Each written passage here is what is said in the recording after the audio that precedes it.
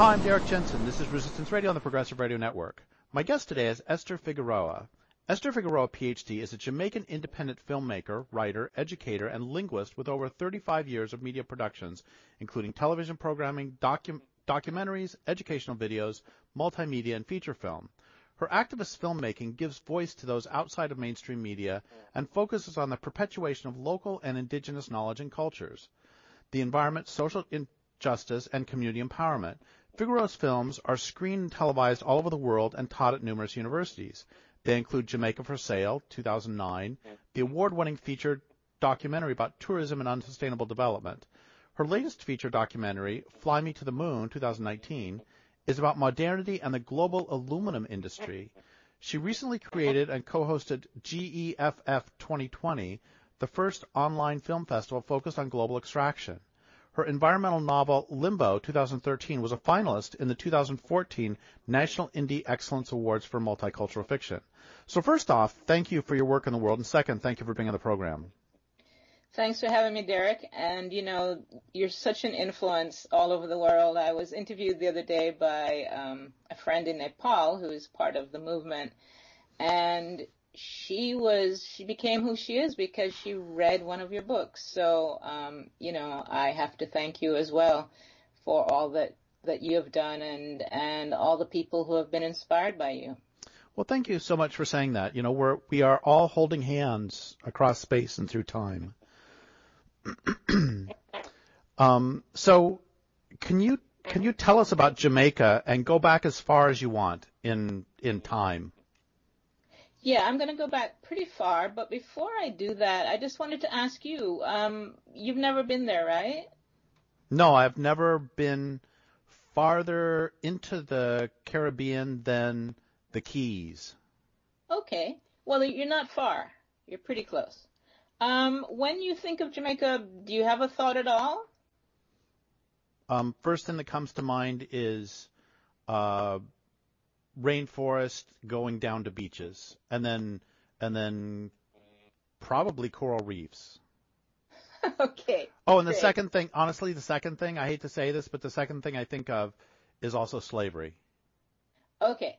Well, okay. So rainforests going down to beaches and then coral would have been the way it was when Christopher Columbus got there in 1494, right? Currently, and I will get back to, I'll come back to this after I just give the basic history. We have, the Caribbean but particularly Jamaica, where a lot of the techniques for studying coral reefs started in the 40s. We were the first coral reefs to be studied and the first coral reefs to die, of those being studied so intensely. And I use that as an example of kind of the insanity of science, right? That you would devote yourself for decades to study something and not stop its death. In fact, many of those scientists later came out and apologized. You know, they feel badly, but you know, what's wrong in this picture? We can go back to talk about that. We're also going to talk about cockpit country and the threat of mining, and cockpit country is one of our last intact forests. So it's interesting that that's the idea you have of the place, because that's an idea that would have gone back about 500 years ago. Because the name Jamaica, which is the original name of the original people who are called, now we call them the Taino. Supposedly the word Jamaica, which the Spanish would have heard it and then said Jamaica, not quite sure what the original pronunciation, but it's thought that it meant something like land of wood and water or land of many streams, right? And of course, that would be very important to Columbus and other colonists because water is so very, very important, especially if you're traveling around long distances trying to conquer the world. You need to get your ships in, get water on, etc. So a place with that much water, rivers, water, requires forests. right? So yes, your idea would have been the original idea, because we would have had to have immense forests to be able to have that much water. So we're going to return to those issues after I just give a little kind of historical and geographical background, which I'll start with that right now. Jamaica is a small island. We're a little over 4,000 square miles, but we've had an immense role in the world, much bigger than our size, and that's both political and in creating wealth, modernity, and also culturally, of course, through our music, but also our movements for African liberation. We were very big in the apartheid movement, anti-apartheid movement. We were very big in black empowerment. The vast majority of Jamaicans are of African descent, and I'll explain why.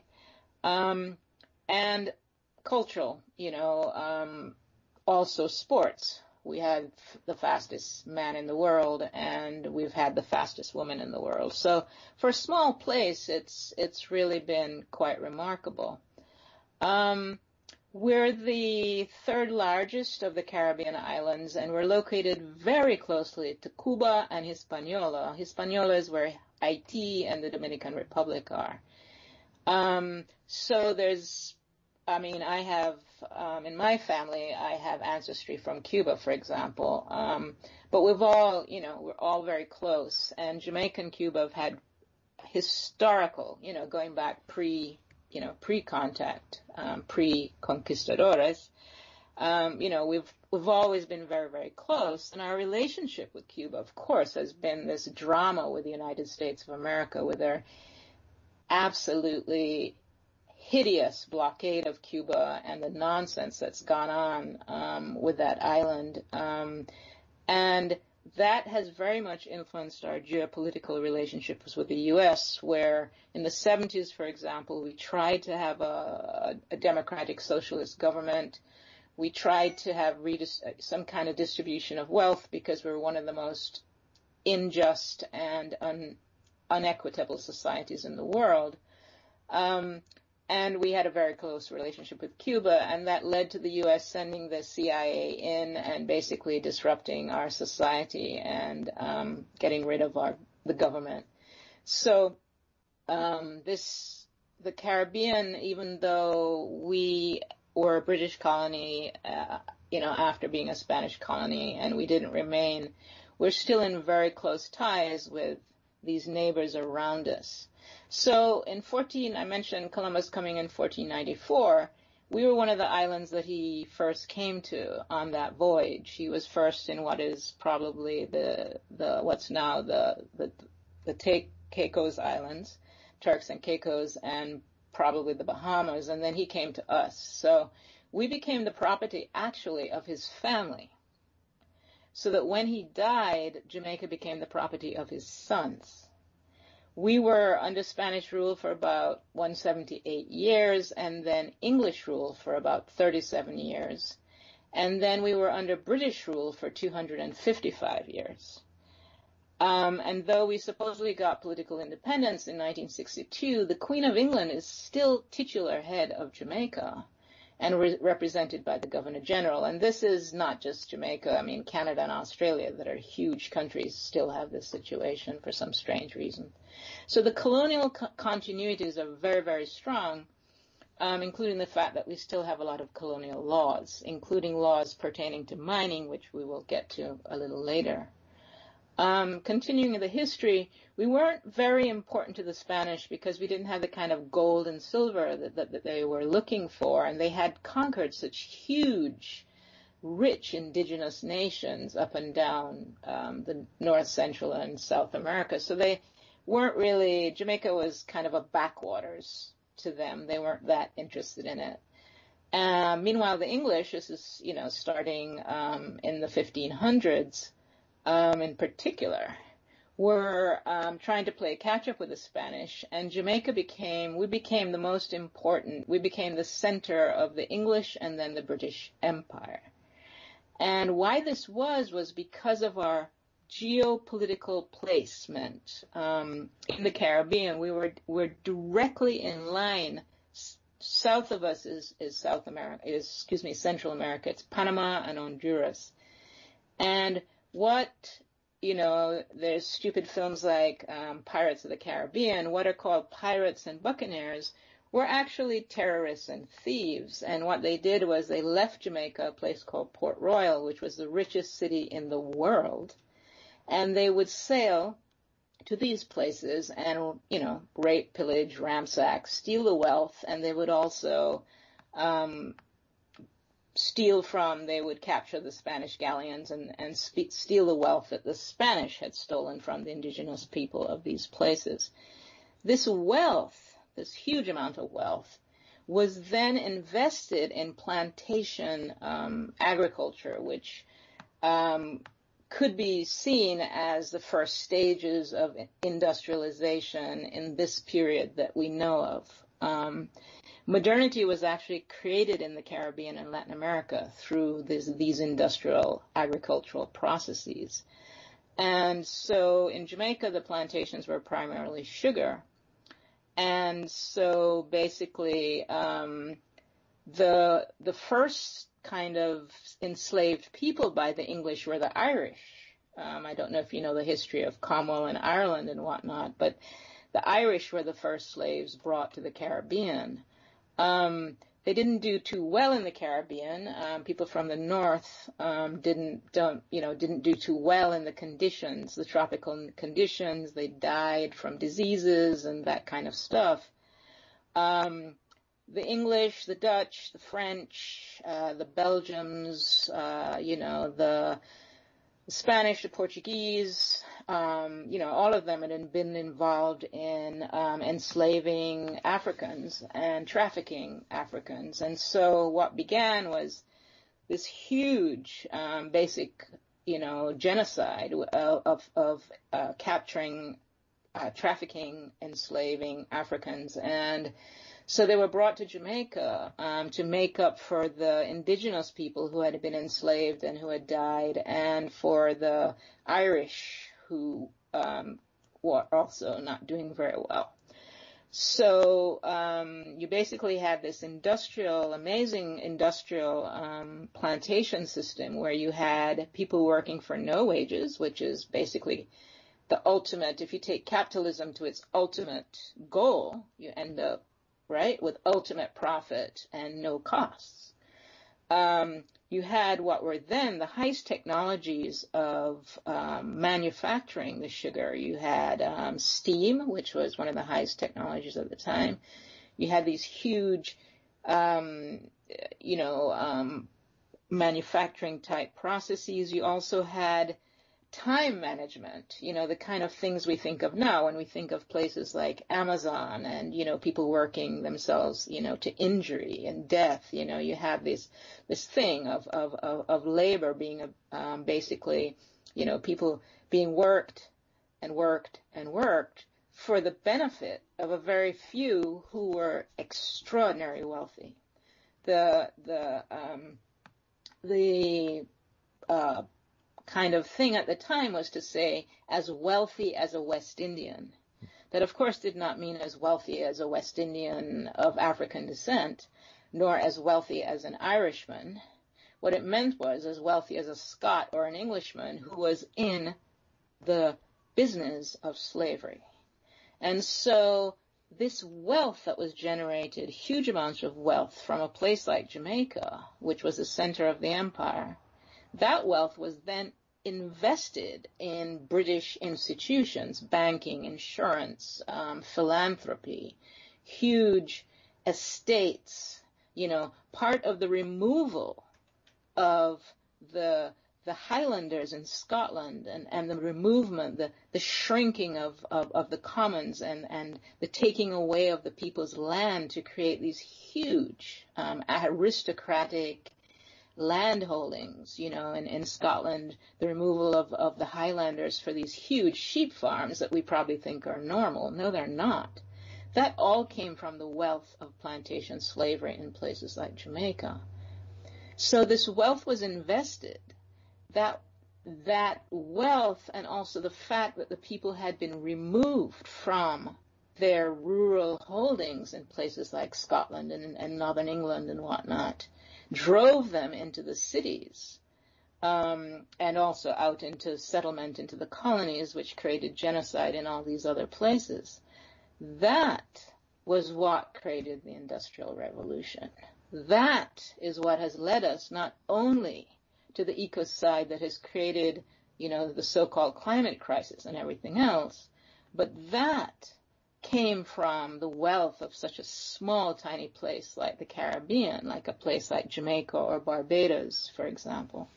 And so we have this connectivity from then, from going way back, to how we get to where we are today through modernity and industrialization.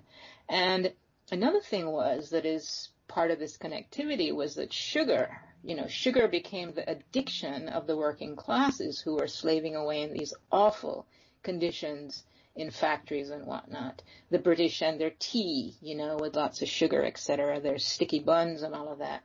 All of that, was also part of the capitalist system. So it's all very, very entwined.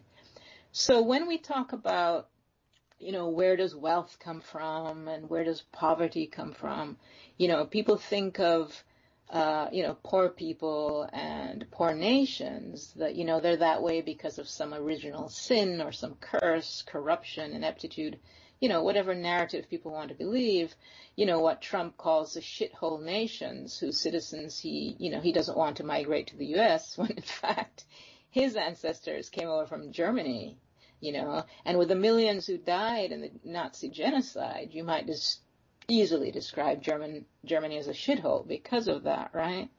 So when people think of wealth, they think, innovation, industry, hard work, good families, whatever, but wealth is actually stolen. The wealth of the rich nations has come from ecocide and genocide and slavery and extracting people and nature, right? So when Americans despair at the current political system and call the U.S. a banana republic, I have to laugh because it was the U.S. that created banana republics in the first place. It was United Fruit that went into places like Honduras and took over, and it was the U.S. that established dictators and overthrew progressive, democratically elected governments. So, yes, the U.S. should know about fascism, dictatorship, authoritarian governments, and banana republics, and Americans shouldn't be surprised that their government is trying to be what it has forced others to be. So this thing of industrialization, when people think of Jamaica, they're not going to think of industrialization. They're going to have a beautiful image like you have, or if they've been there, or if they've, kind of watched our tourism ads, they'll think of it as a place of recreation. They'll think of it as a place of fun or chilling out. You go there and smoke some weed, dance to Bob Marley or whatever. They're not going to think about modernity. They're not going to think about industrialization. They're not going to think that we had anything to do with the plane that they're flying in, They're going to think of maybe a place like Pittsburgh, or some, large city. And so, but actually the plane that they're flying in is connected to Jamaica because the plane that they're flying in is made of aluminum. And Jamaica was central to aluminum. We were the largest producer of bauxite and alumina, which are the two of the three processes that create aluminum. We were the largest producer. We started in the 50s and we were the largest producer by the 60s. And we've had about 70 years of the aluminum industry in Jamaica. So, that's a kind of broad sweeping overview, but I want to tie it into this notion of, you might think of Jamaica as this beautiful kind of laid back place, but it's a deeply urbanized place, a deeply industrialized place, even if parts of it don't look that way. So thank you so much for all of that. And I'm gonna ask you to go back for a second, and then I'll ask some sort of current questions. And the asking you to go back is, you've been talking about modernity, and can you define modernity? Well, I can't define it because, academics and... Well, what do you mean by it then? Let's put it that way. Sure, exactly. What I mean by modernity is two things. one is a worldview, right? An attitude towards life and what matters and what's valued. And another thing is a kind of material reality, right?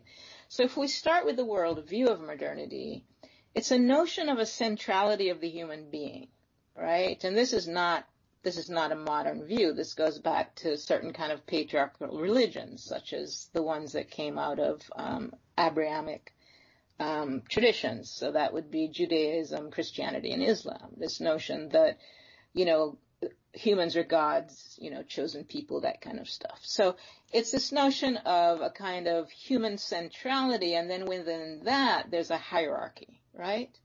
And white males are at the top of the hierarchy, and then you go down this pyramid and you get to what are considered kind of inert nature. So it's the great chain of being. Excuse me? The great chain of being. Yes, right.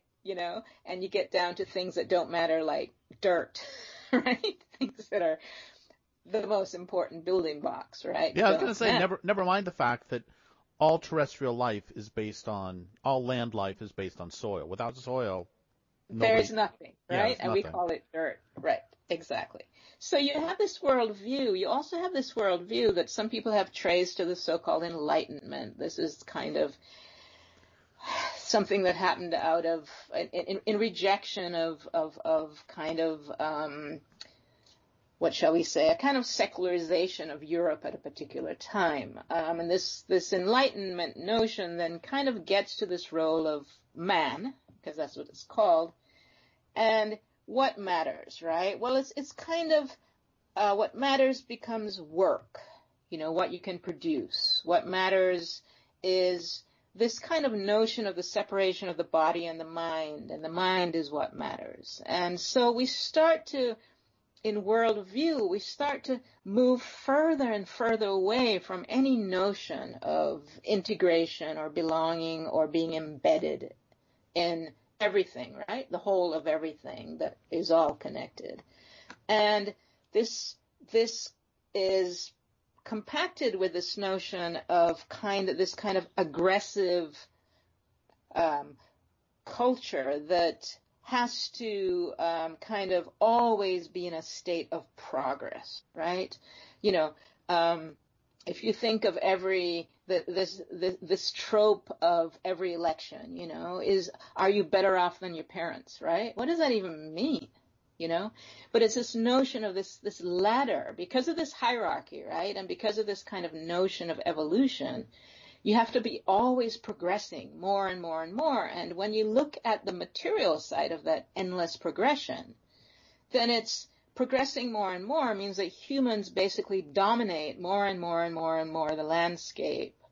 Notions of civilization and value is, you have the highest skyscraper, you have the rockets that can go furthest into space, you have the most armaments, you can kill the most people. So you have this worldview and this need for more and more materiality to prove that you're in a constant state of advancement. Now, within that, the concept of the modern, as opposed to the traditional or the indigenous or whatever you want to call it, pre-modern, in my mind, it's this notion of human entitlement, human centrality, and that in this notion of constant progress, constant development, is the notion that we must have a certain type of standard of living that humans are entitled to, and it must keep increasing. And so when you think of a modernity, you think of our mobility, you think of speed, you think of comfort, you think of the fact that we can get from point A to B very, very quickly, that we can now, look everything up on the internet or whatever and whatever. It's this sense of speed, of the collapsing of geography, the collapsing of anything really that is in the realm of physics and materiality that makes humans not central in the world. So thank you for that. That was just beautiful. And now I know you did this before, but now that you've defined modernity, can you give us a a quick wrap-up, you earlier said that Jamaica was sort of central to modernity, and you gave a really good explanation of it. But now that you've defined modernity, can you come back and wrap that back up one more time? Do you see what I'm asking? Sure, absolutely. It's not just Jamaica, it's the Caribbean and not Latin America, the Americas, which includes North America, because of course what we call now Canada and what we call the US was all part of that process of colonialization. It's just that they then became the colonizers after that. So what it is that modernity and our notion of speed, mobility, accruing more and more and more, each generation progressing more than the generation before, getting further and further away from indigenous and traditional knowledges and behaviors and practices, moving into space, we're all going to be on Mars next. All of that requires a huge amount of extraction, right? Because for us to have all the things we do, and I'm sitting in a room right now that's just covered, there's so much stuff in here, right? To have all of that, it has to be made from something. And it has to have people to make it. And you have to keep having more and more things to make. And, and so it requires huge amounts of minerals and water and forests and trees and soil and everything to be then taken and made into something else. And so when, and it's, what happened was, it had, this had happened earlier in history in other ways, but it happened in a very particular and intense way at the end of the 14th century, and the beginning of what was then the conquest of this part of the world that was called the New World. And the reason it started in the Caribbean was because that's the first place Columbus got to. After that, then he got to, different parts of the Americas, and then the same followed with the English, the French, the Dutch, and everybody else. So if you think of it, why I say we're central to modernity is because the extraction that was needed for modernity came from these places. But not just that, the systems of white supremacy, the systems of racial capitalism, the systems of work, the industrialization of agriculture that then led to the industrialization of what we think of now as industry, the making, the manufacturing of things, all of that was started in the Caribbean and the Americas. So before we get back to Jamaica, there's another question that has bothered me for decades, and that's, you said so simply that the stuff that we have was made from something that came from somewhere and was made by someone. Yes. And can you, after I've written 25 books about this, can you help me understand why that is so hard for people to understand? Because that is essentially, that's 90% of my analysis right there. And just a couple days ago, I know Facebook's a cesspit, but I posted something on Facebook about this astronomer who thinks we can go out into outer space and there'll be 800 million civilizations out there that we can have contact with, and I simply pointed out that any industrialized system that is capable of going into outer space will destroy its own planet, because in order to make all that stuff, you had to convert your living planet into these dead things and you have to get energy for it. And there was a disappointing amount of pushback. And so here's the question. Why is it so difficult for people to understand that the couch they are sitting on was made somewhere out of stuff that was taken from the ground at that place and assembled by someone. And it's the same one. I'm sorry, one more thing, which is a lot of the mainstream environmentalists, in quotes, they talk about, solar harvesting facilities as though the photovoltaics grow on solar trees. And they grow on solar trees, don't they? Didn't you know that, Derrick? So why is this so hard to understand? I'm sorry. I know you're the interview subject, but I want to say one more thing. No. Which is no. We're having a conversation. Is it, Derrick? It's not about understanding. And I see I think this is where we have such a problem when we think of, why X, Y, or Z, right? We think if only people knew or something. No. And like you've written whatever number of books. I've made, whatever number of films trying to convince people of X, Y, and Z. And often when I am, the different activist films I make are often for a very, very specific thing that's happening, a very specific cause of an emergency, often with, people on the ground, communities or activists or NGOs or whatever it is trying to communicate something, right? And so it's like, well, if only people knew, right? I'm sorry. Most people know. It's not about not knowing.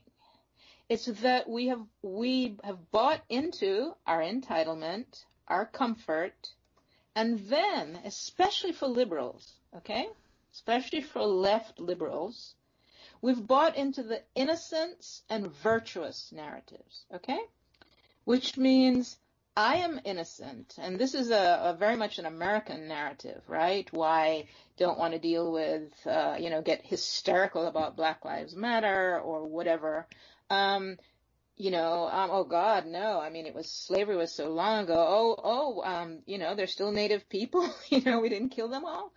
The innocence narrative says that other people and the way they think and the way they act,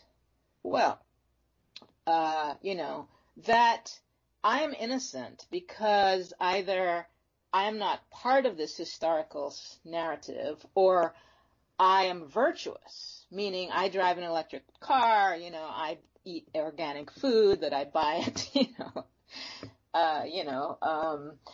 X, we know the place, etc. And so it's other people are the problem, right? But mainly, we do not want to think about the fact that the chocolate we eat, that we might call Swiss, there are no cocoa trees have ever grown in Switzerland, right?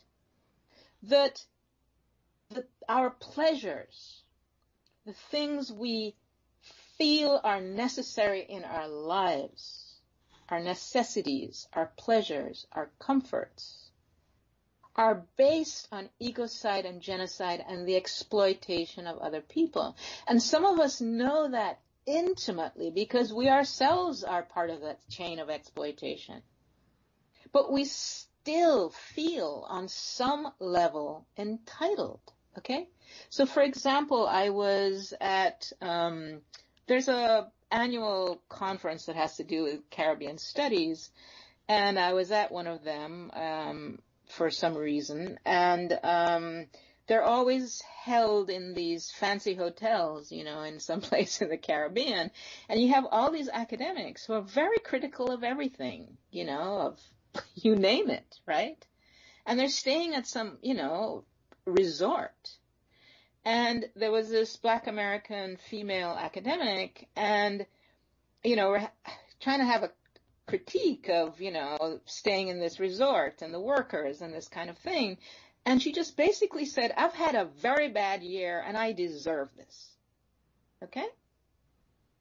This is someone who in her work would have solidarity, right, with people of African descent, would probably have, she's probably from, a working class or somewhat oppressed, background herself, would have some kind of solidarity with working class people somewhere.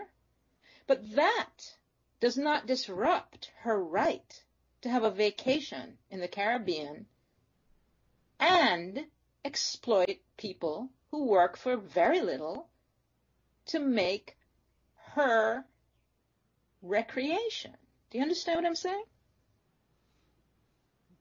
Yes. So it's not that you can't understand that the sofa you're sitting on is made of materials and it was made by somewhere in some factory that you might have worked in a factory. But that does not apply to you as an individual because you have to have that sofa. So how do you change human entitlement, individual sense of necessity? I remember once I've done a lot of work in marine conservation and issues around fisheries and stuff like that. And I remember the same thing, information. In Jamaica, we're one of the most overfished countries in the world. And, like I was telling you before, our reefs are dead and blah, blah, blah, blah, blah. And one of the last fishes that Jamaicans eat that other people in the Caribbean tend not to eat, though now they've started to, is what we call parrotfish.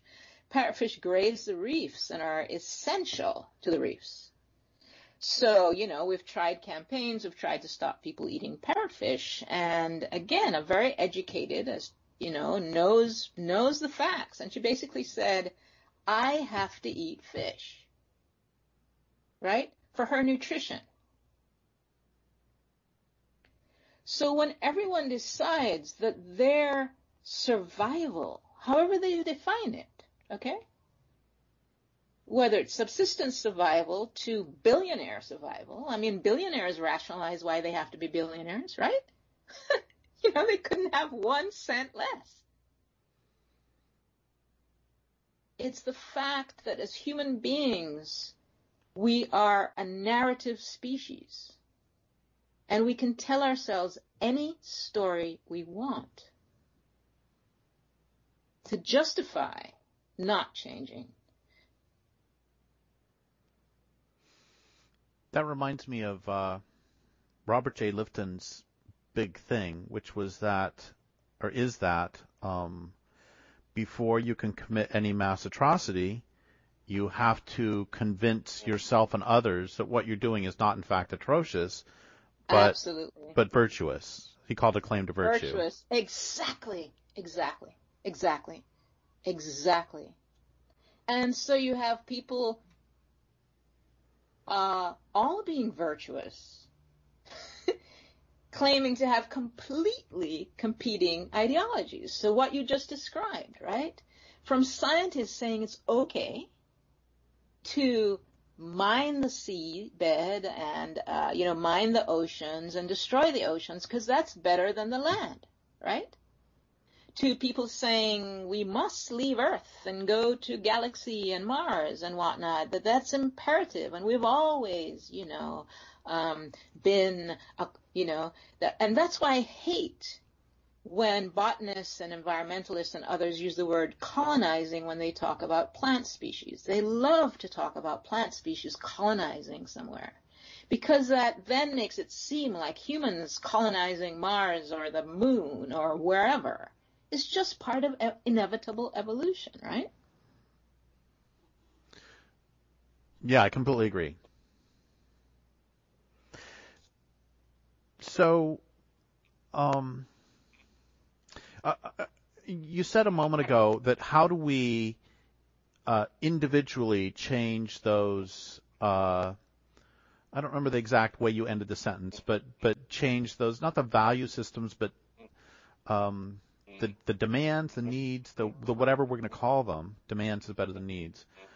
But you emphasized the word individually. And why did you emphasize the word individually as opposed to A, not emphasizing it, or B, saying, how do we collectively change this? Do you see what I'm asking? Sure. A collection is made up of individuals. Okay? And each individual has to make changes for there to be a collective change. So when we speak in terms of aggregates of whomever, that aggregate is made up of individuals who all have a narrative about themselves and their needs. whether they have too little or whether they have too much. So until I decide to change, until you decide to change and make changes, then telling someone else to change is kind of beside the point. So lead by example, right? So it's not just that. It's that one has to somehow, I don't know, Derrick, what was the moment in your life that made you think the way you think? What were the moments? What led to it? Well, yeah, I couldn't answer the first one because it wouldn't be a moment. It was moments. Right.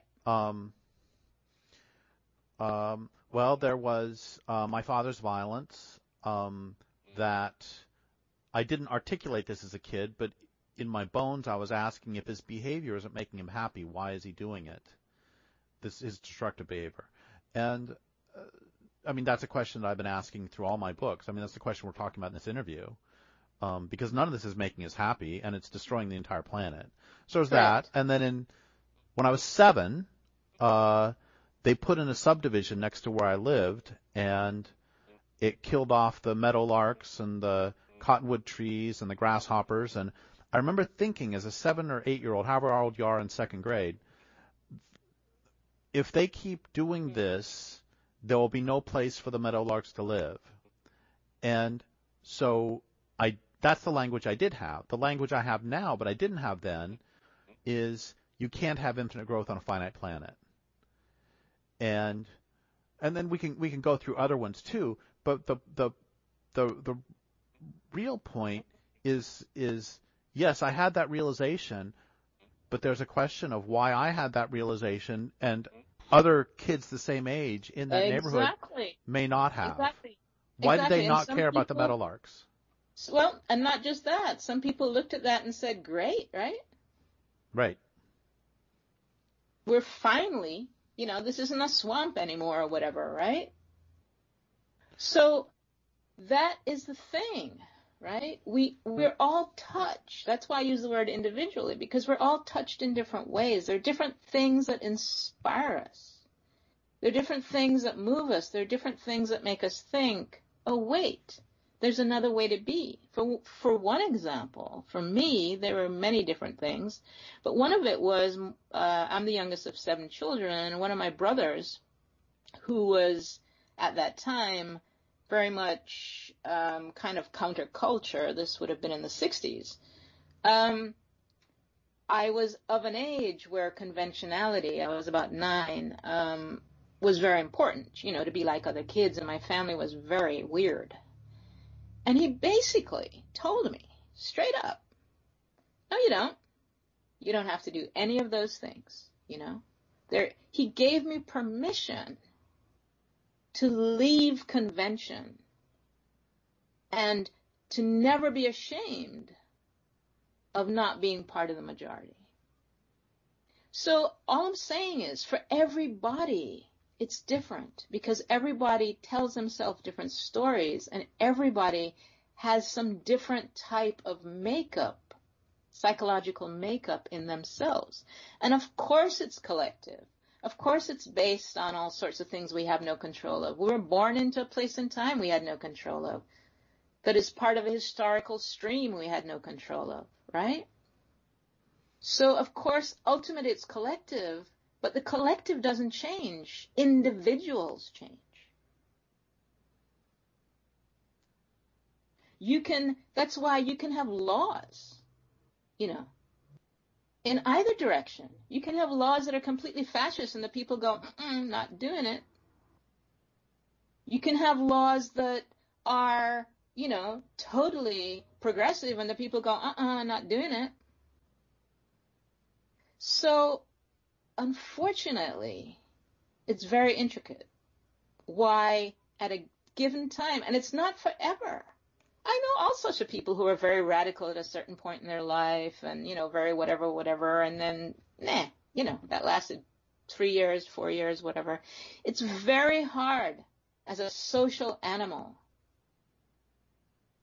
to not find some kind of belonging and some kind of comfort in being like others and getting good feedback from that in whatever form it takes. And sometimes it's abuse, but some people get used to that and think it's a normal. I just recently learned of the ash experiment, and I can't believe it took me until now to learn about it. It's evidently very famous, and it's the one where they put one subject in a room, and he thinks that there's like 5 people who are all subjects, but the other 4 are actors. And they show them a piece of paper with 4 lines on it, one on the left that is a certain length, and then on the right, one of the others is the same length, and one of the others is obviously shorter and one's obviously longer. And they say which of these are the same length on the right. And the 4 actors all give the wrong answer. And what happens is that the first time through, the subject gives the correct answer, and by the third or fourth time, they're agreeing with everybody else. It's extraordinary. Exactly.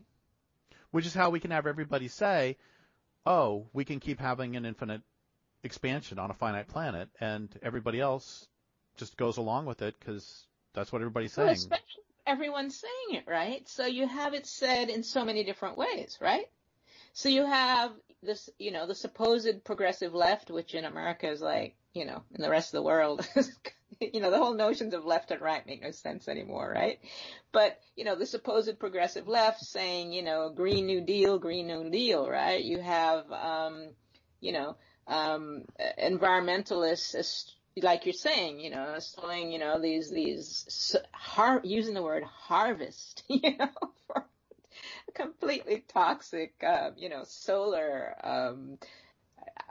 installation, calling it a farm, calling it, all those things are euphemisms, right? That's part of the narrative, and why, the book that, the 3 of you have written is so powerful is because it takes those euphemisms, right? And those ways of talking and details like, no, it's not a farm, no, these metals come from here. These are how they're made. This is where the waste goes, these are the animals they kill, et cetera, right?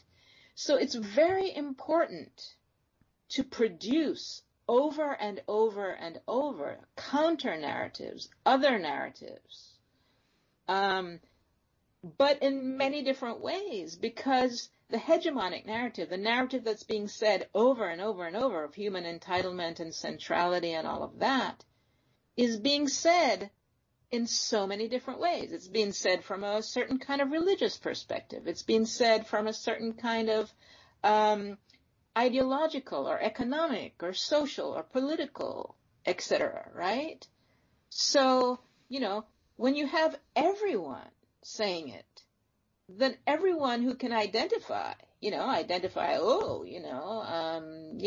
if Bernie Sanders says it, I'm with him. If Donald Trump says it, I'm with him.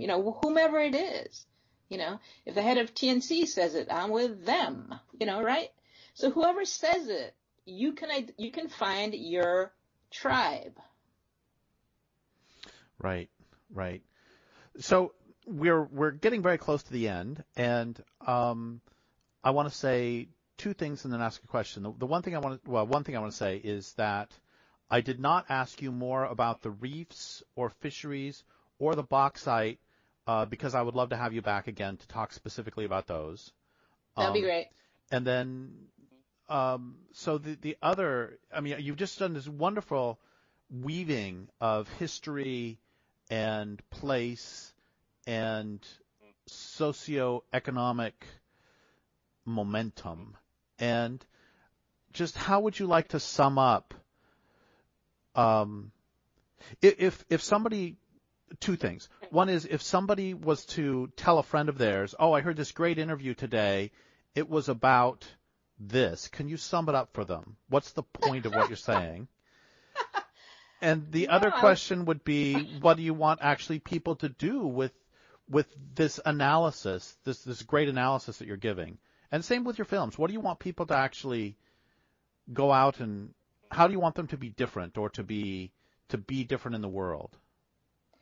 Well, I mean, the first one, I mean, we've started having a conversation, a great conversation. We haven't gotten to the details of, like you said, we'll talk another time, hopefully, about the whole issue around aluminum and bauxite. I mean, I just wrote a 95-page rebuttal for an environmental impact assessment for, mining in Jamaica that will probably go through. I'm going to have to do court cases. We're going to have to do actions on the ground. I mean, someone just needs to blow up these machines.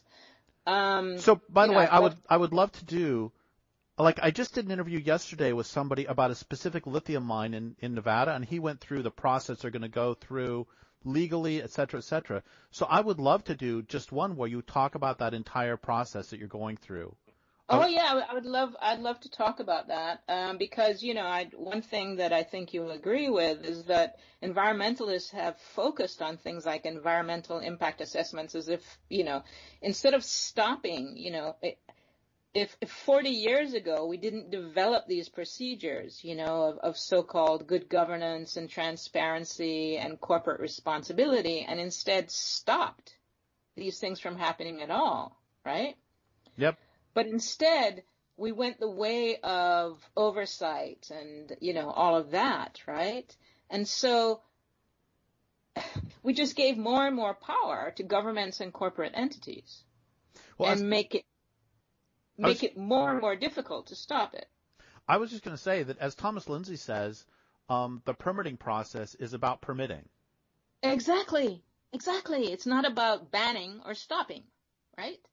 So I'd love to do another thing. In terms of people, I'm not, even though I do, I'm a propagandist, that's what I do. I create propaganda for specific things in all senses of that, in the good sense. I'm not big on telling other people what to do or think or be. All I can say is that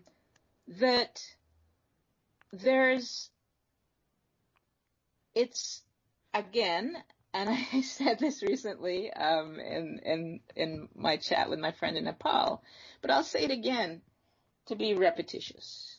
We need to stop the innocence narrative, We need to stop the virtuous narrative. We need to stop the exceptionalism. And like you've done in your book, we need to be clear-eyed and admit in all of its horrendous detail what everything actually is and what is actually happening. And so again, there's no point pointing at someone else and saying over there they're doing that. Just start with yourself. Where are you positioned in this moment in history and how did you get there? And how does that relate to the peoples and lands and creatures and everything around you? And how does it happen globally? People are very interested now in ancestry, right? Or, and getting their DNA and all that kind of stuff. Maybe that would be a fun place to start. If you're into that kind of stuff, go for it. How? Given who you are at this, and where it came from, learn a little bit, learn a bit. Oh, how did these people get from there to there? Settler, maybe settler colonialism, maybe slavery, maybe genocide, maybe ecocide, who knows? Learn something where you are not starting out from a position of innocence and virtue, but complicity. Well, thank you so much for all of that, and thank you for your work in the world. And I would like to thank listeners for listening. My guest today has been Esther Figueroa. This is Derrick Jensen for Resistance Radio on the Progressive Radio Network.